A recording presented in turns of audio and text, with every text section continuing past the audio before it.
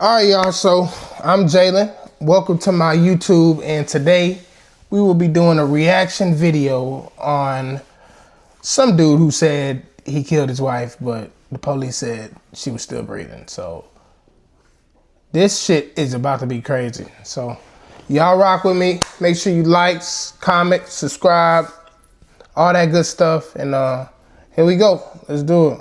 Police department, police department. Hello, help, Yes.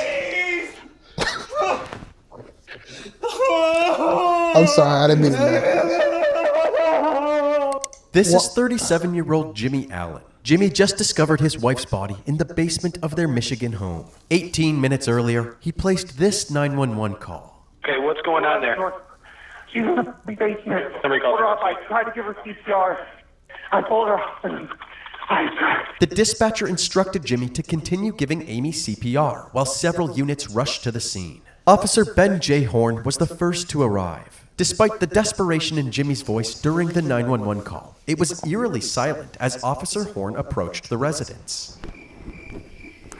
Wait, so However, hold on. So he show up and the door is wide open. And he didn't go on his hip or nothing. Nah, that would have freaked me out. I ain't gonna lie. That would have freaked me out. As soon as the officer made himself First known, red Jimmy flag. began crying out for help. Police department, police department. Hello, help, Yes. please. Oh, hell no. And he's screaming, help me? Jimmy was found in the basement, sobbing over his unresponsive wife's body. As he grieved, he continued performing CPR. How long she been down? Do you have any idea? Do you have any idea? Give me more than about 20 minutes. Okay. Oddly enough, Amy didn't have any significant injuries, except for a very faint mark near her jugular. By 8:57 p.m., more officers arrived, along with several EMTs. They piled into the basement to take over Jimmy's life-saving efforts. Now that Jimmy had a moment to process what was going on, he dramatically ripped his shirt off and broke down on the basement floor. What the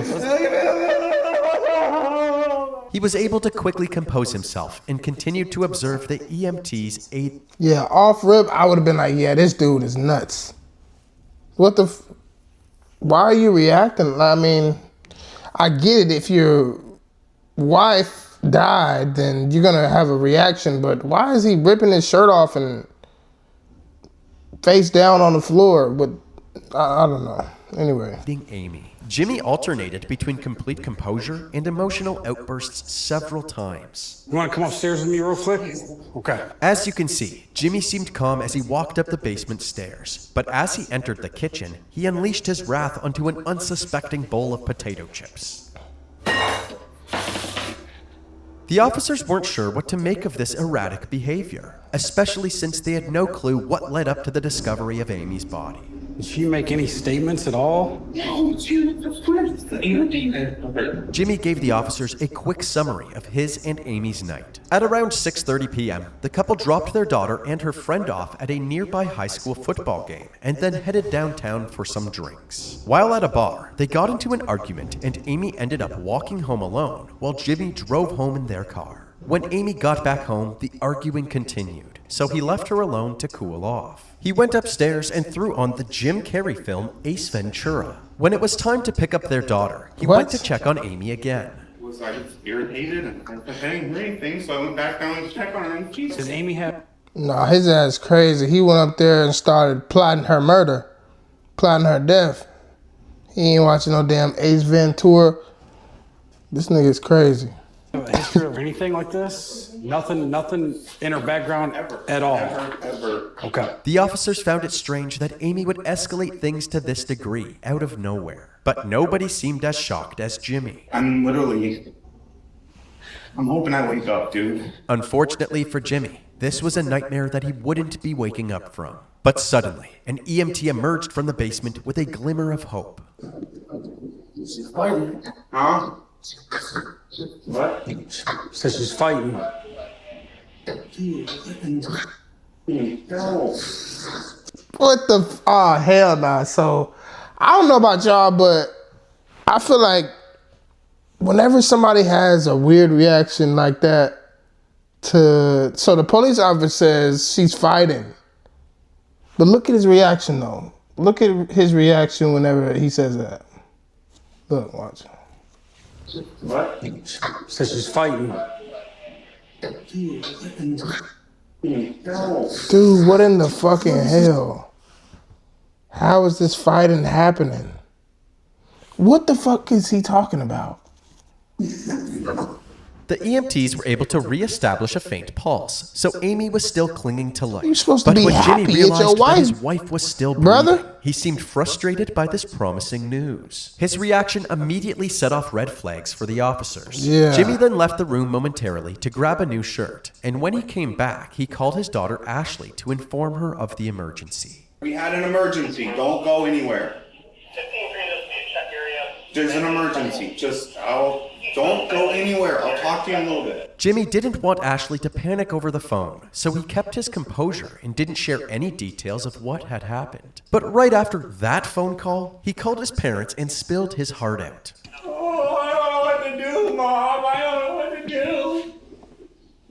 Oh, this is terrible. I gotta talk to the cops. Although Jimmy was crying his heart out, the officers spotted no moisture on his face at all. They decided to have him wait outside, away from the crime scene. Shortly after, Amy was placed on a stretcher and taken to the back of an ambulance. They Yeah, rushed that her to whole the reaction ProMedica is Herrick Hospital, just 2 minutes weird. away. The EMTs were finished in the basement, so the officers headed back inside to do further investigation. Now that the dust had settled, they immediately noticed something strange. The basement ceilings were very low, so low that they began to question the logistics of Jimmy's story. Amy was 5 foot 6 inches, and the basement ceiling wasn't much higher, roughly 7 feet. But rather than jumping to conclusions, the investigators decided to wrap things up for the night. The next morning, Officer Horn and his partner returned to the Allen household to ask Jimmy some more questions. They hoped to get a better understanding of what led up to the incident. According to Jimmy, the family started their day in high spirits by making breakfast together and getting Ashley ready for school. Just listening to music and making lunch and breakfast, smile on his face. At around 7:30 a.m., Jimmy left for work and Ashley left for school, while Amy stayed home. Jimmy decided to leave work early, so around 12:30 p.m., he came home and took a nap. Then, at 2:45 p.m., the school day was over and it was time to pick up Ashley. Ashley had a friend over, Kayla, after school. Amy picked her up and I was just kind of in bed. And they came here, she made everybody dinner, 6:30.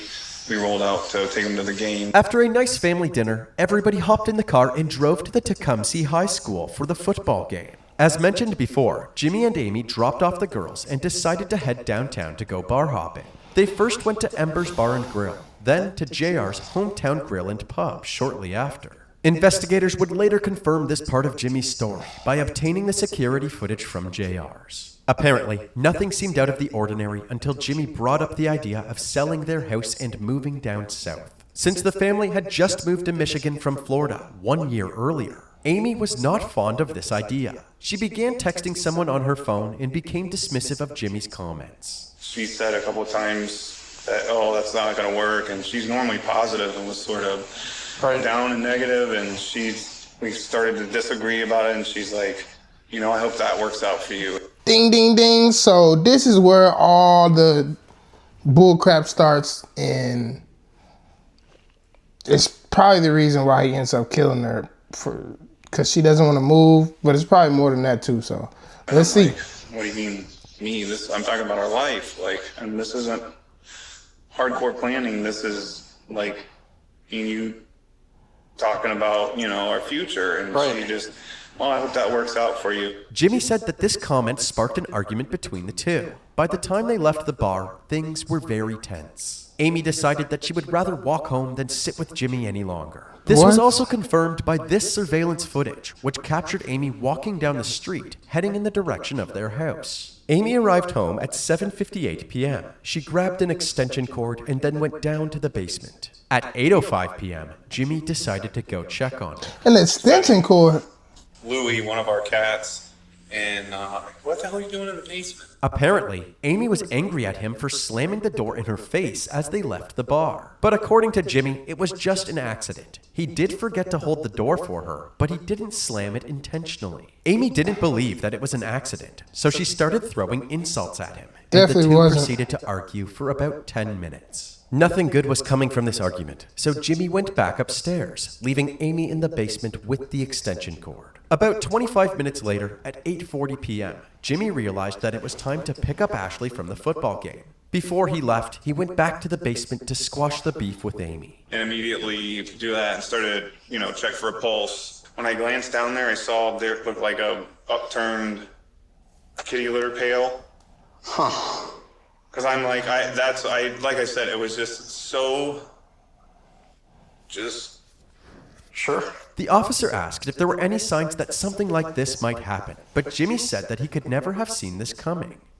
Spent all night kind of thinking and playing back what triggered, what was. Has she ever tried anything like this before? I've never had anything ever, we live a healthy lifestyle, we work out, we go rock climbing 3 times a week in Ann Arbor, we cook meals at home, we grow our own vegetables up. By now, he should know he's a prime suspect. Bro, you're telling the whole story on yourself. Y'all went to the bar, basically got in an argument. You left the bar. She was so pissed she didn't even want to ride with you, and she walked home. I don't know, bro. Here money trouble, sounds like you're this was the pinnacle of prime suspect. Best job I've ever had. I make great money. She's a stay-at-home mom. She takes care of the 5 cats, the pool, and is there for my daughter doing sports and activities. Sure. The officer then asked if he and his partner could do a more thorough search of the home, and Jimmy agreed.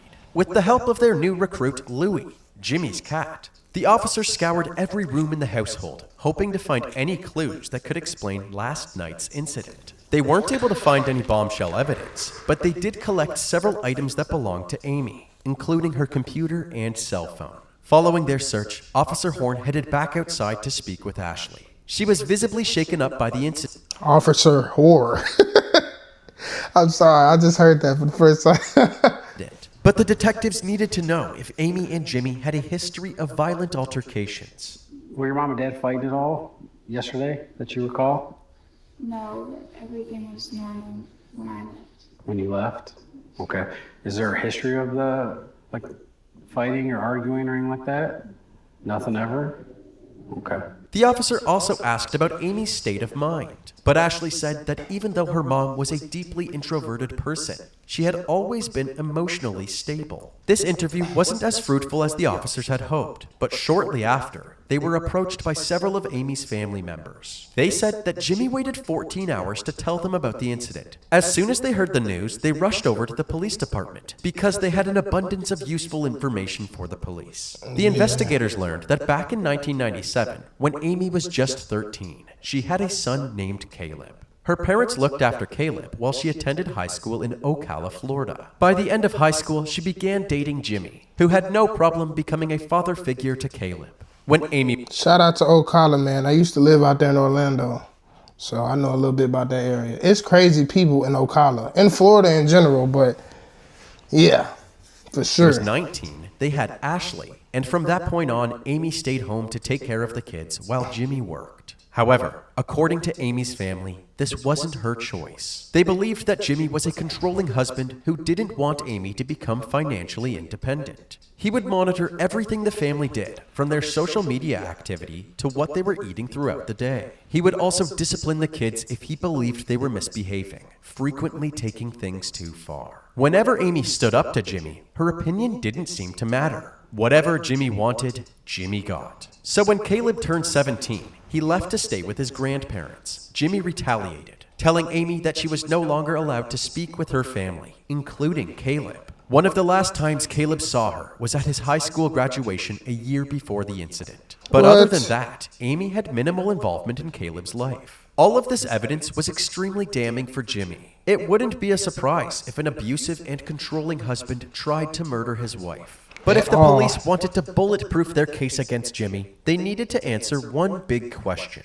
What was Jimmy's motive? Unfortunately, before the investigators could answer this question, they received tragic news. On September 17th, 2018, after being unresponsive for 3 days, Amy was taken off of life support and pronounced dead. With a possible homicide now on their hands, the authorities pressed on with their investigation. They decided to look for answers in Amy's cell phone. In her texts with Jimmy, his controlling behavior was on full display. He had somehow been tracking Amy's every move. He would frequently text Amy her exact location and ask her why she was there. Despite all of Jimmy's torment, Amy seemed completely fine in her other conversations. This evidence strengthened the case Why against are you- Jimmy, McDonald's but the is detectives crazy. still couldn't pinpoint an exact motive. That was I until... mean, yeah, why are you? That food is horrible, but why can't your wife go down the road without you getting pissed off about it?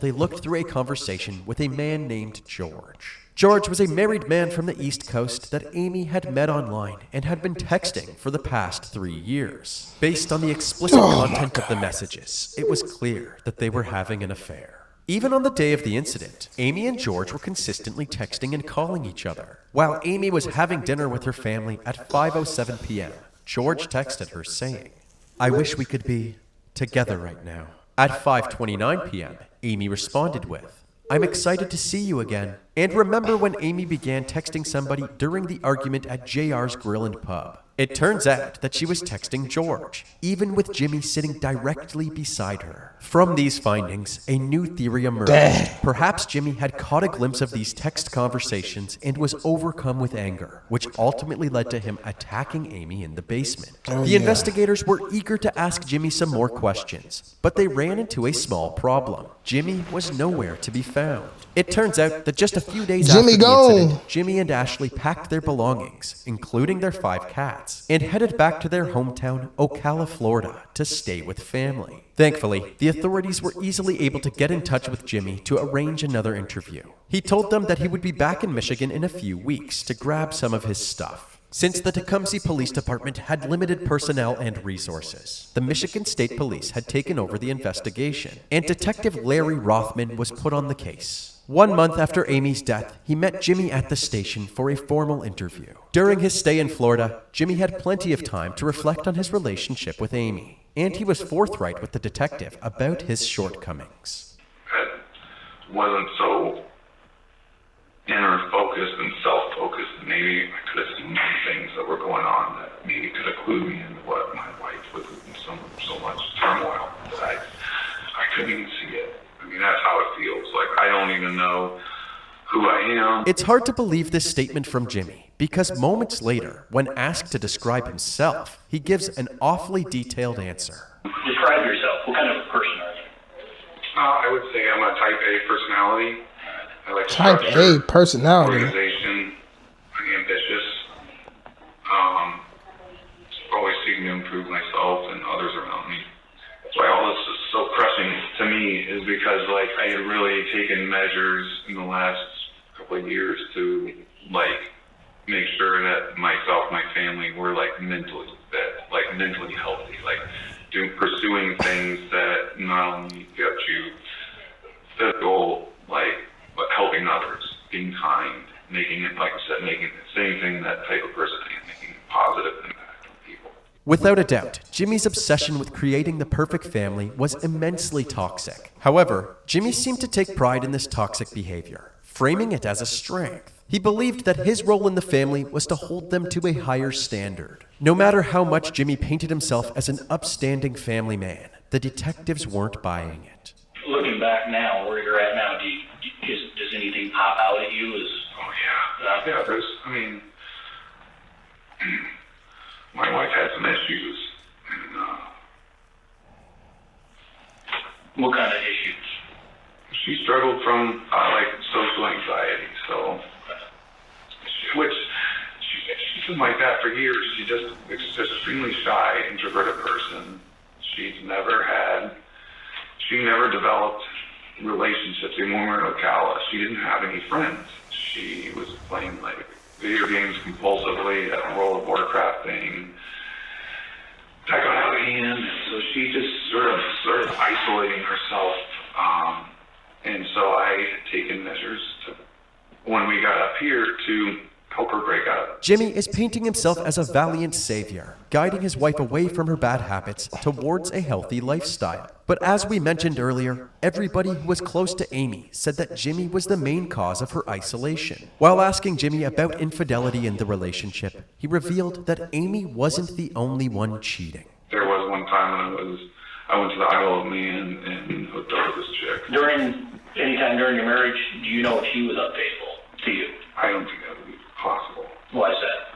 She didn't seem to have the capacity to, like, talk to people, man. I mean, she was, like, incredibly introverted. Clearly, Jimmy underestimated Amy's charm. Later in the interview, the detective set the record straight, bluntly telling Jimmy that Amy was, in fact, having an affair. What was your knowledge of her affair? I don't think she had an affair. To my knowledge, I have no idea. I wouldn't think it was possible. There was a lot of stuff that she had tried to delete there, but, I mean, we're talking, telling this other guy she loves him. I think that you're both human. I'm not going to lie to you today, and I haven't.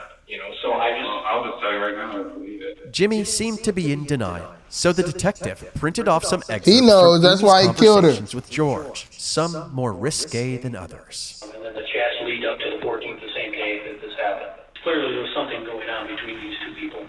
As someone who had a say in every aspect of Amy's life, he seemed completely blindsided by her secret life with George. He wanted more answers. Can you pull phone records to see if there's any numbers that I can see that I don't recognize? And like, to me, it's crushing to think that she even has some. I legitimately, I still don't all the way believe you guys. I'm sorry. I don't think that she has the capacity to do that.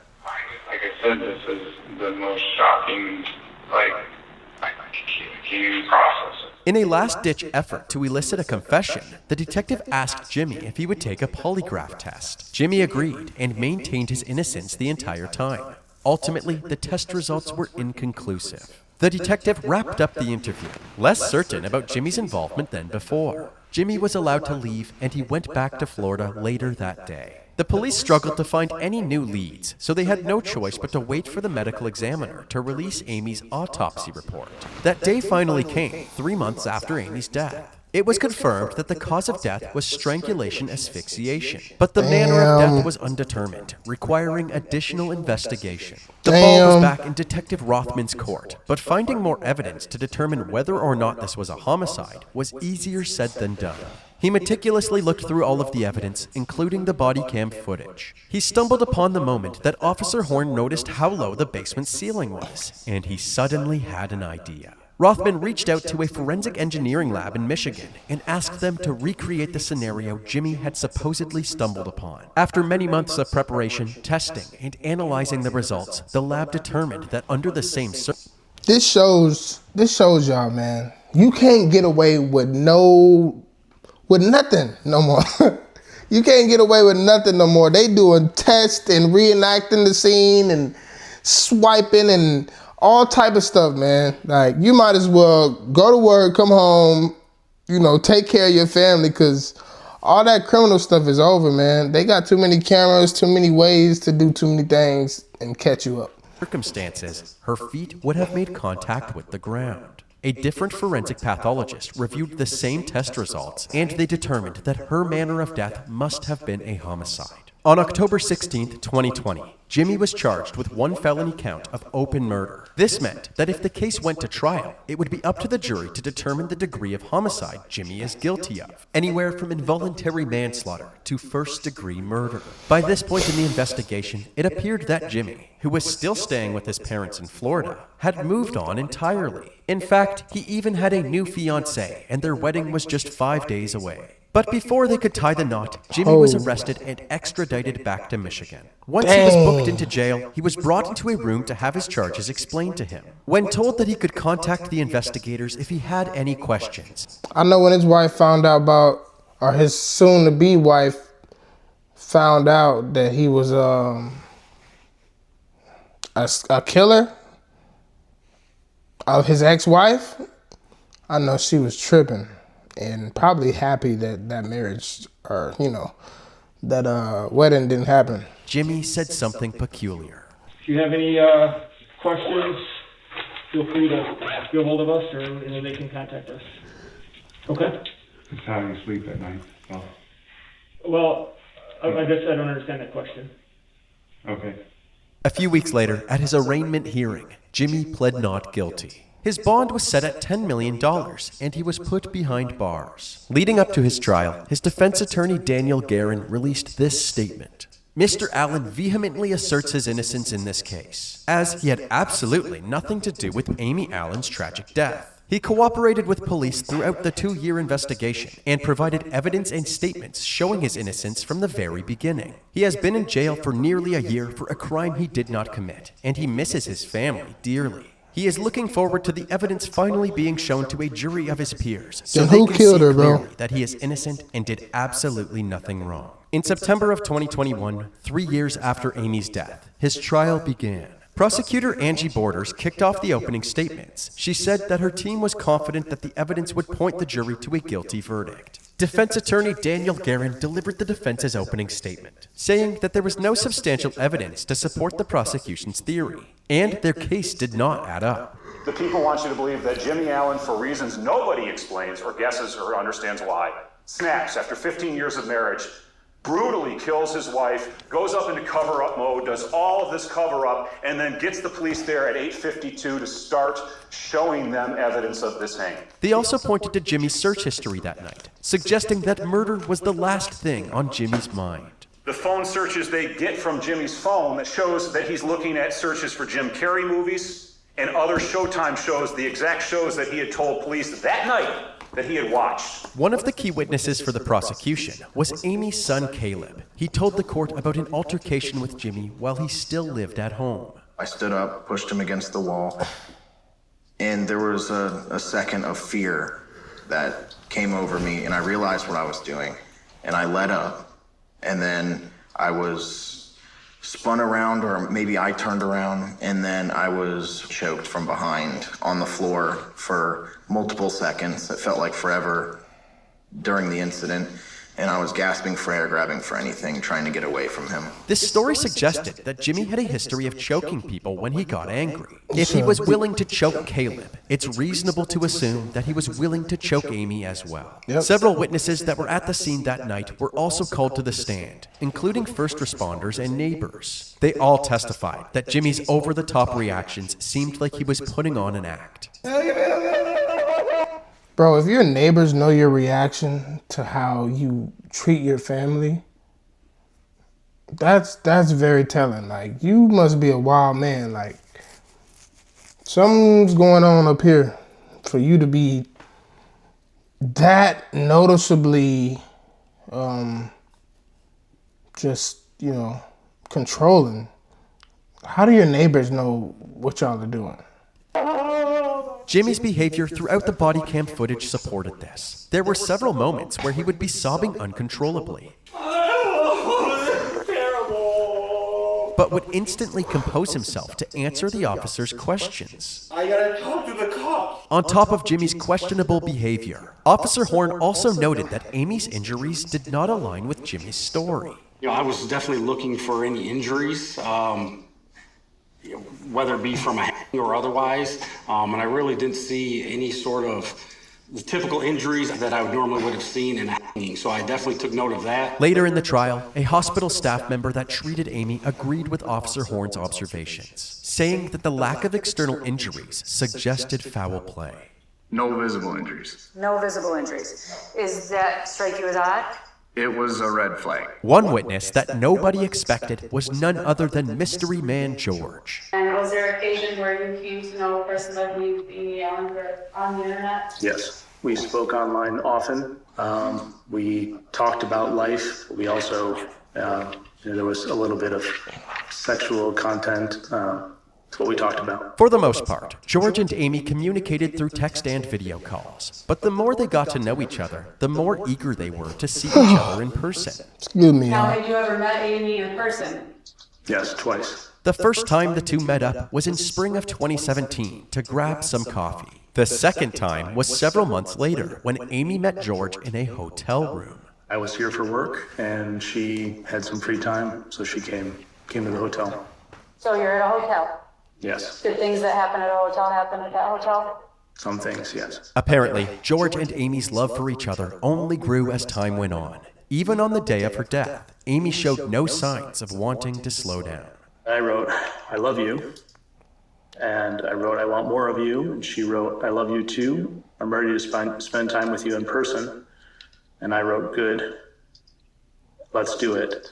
And then she wrote, "End of October." And I wrote, "I'm in." Dr. Elizabeth Buck also played a crucial role in the prosecution's case. During her testimony, she took the jury through the extension cord experiment we mentioned earlier. The first question that Detective Rothman asked was, can an extension cord suspend 140 pounds? The testing was performed. The answer is no. According to the prosecution, the results of her tests were more than enough to debunk Jimmy's story. When it was the defense's turn to call witnesses, they had Jimmy's father testify. According to him, Jimmy didn't flee the state because he was guilty. It was because Jimmy's family urged him to stay with them in Florida. He seemed somewhat composed, but totally shattered, and almost empty, if you would. I'd never seen him like that before or since. He was almost non-responsive. He seemed to have lost interest in anything. Ashley also testified on her father's behalf. The day after the incident, she had said that her mother had always been stable. But now, 3 years later, her story had completely changed. Did you notice anything from your vantage point that was a problem that behaviors or issues that you saw when your mom was drinking alcohol? Two things, yes. My mother overindulged in alcohol frequently, and she became intoxicated very easily and frequently as well, which would cause her to be not herself at all. She would be meaner and more violent. When Amy was placed under intensive care, her blood alcohol content was recorded at 0.09%, likely caused by the 2 or 3 drinks that she consumed at the bars that night. The defense said that this was proof of Amy's drinking problem and that she wasn't as chipper as the prosecution had suggested. They also questioned the forensic pathologist who claimed that this was a homicide. To dispute this notion, the defense had actually reached out to their own expert, Dr. Francisco J. Diaz. According to Dr. Diaz, since there was minimal bleeding to the strap muscles of the neck, no petechiae, and no evidence of defensive-type injuries, he believed that Amy's death was not the result of somebody else's actions. The defense had called all of their witnesses, but they had a lot more to say in their closing arguments. They said that the prosecution's case was utter speculation, and the fact that Jimmy had 0 defensive marks on him was proof of that. Anyone puts you in a chokehold, you're going to scratch the you-know-what out of his arms. Because you're fighting for life, you're fighting for that air hunger, and you're trying to stay alive. They also said that even though Amy and George's relationship seemed to be flourishing, I don't know, it was buddy. actually just a It's fantasy, a woman. an escape from the dejected state of mind that plagued Amy's life. You know, the people want to say this was... You could easily come behind somebody and choke them out or something if you know how to do that. I mean, that's not a very good argument. That's not a good lawyer. He wasn't going. His defendant was his client wasn't going to win anyway. But he's definitely not helping the case because he's just making it sound more unbelievable that he did not kill his wife. This thing she was looking forward to break free. It was 3 years. 3 years, and they have 3 years to meet, and they meet one time for 2 hours. She was not talking to her family. She was isolated. She didn't have a job. She was socially anxious. And that is not to beat up Amy Allen. It is to tell you that she was living sort of a double parallel life. And we believe the fuse was lit. And we had, unfortunately, isolation, drinking, odd behavior, the guilt of a very graphic and long-term affair unbeknownst to Jimmy and his daughter. That ultimately led to her very sad and tragic death on Friday, September 14th of 2018. Both sides rested their case. Jimmy's fate was now in the hands of the jury. After about 6 hours of deliberations, they had their verdict. You do say upon your oaths that you find the defendant guilty of the lesser offense of second-degree murder. After this verdict, Jimmy didn't seem to know what to do with himself. He wandered aimlessly for a bit, and when it was time to be booked into the jail, he bashfully waved goodbye to his family. On October 21st, 2021, Jimmy was sentenced to 20 to 45 years in prison in the Michigan Department of Corrections. He currently resides at the St. Louis Correctional Facility and will be eligible for parole in the year 2040. Dang. He probably gonna miss his parole date or get rejected. That's crazy, bro. Hey, like, comment, subscribe, man. Thank y'all for watching. It's gonna be a lot more videos coming soon, man. Thank y'all.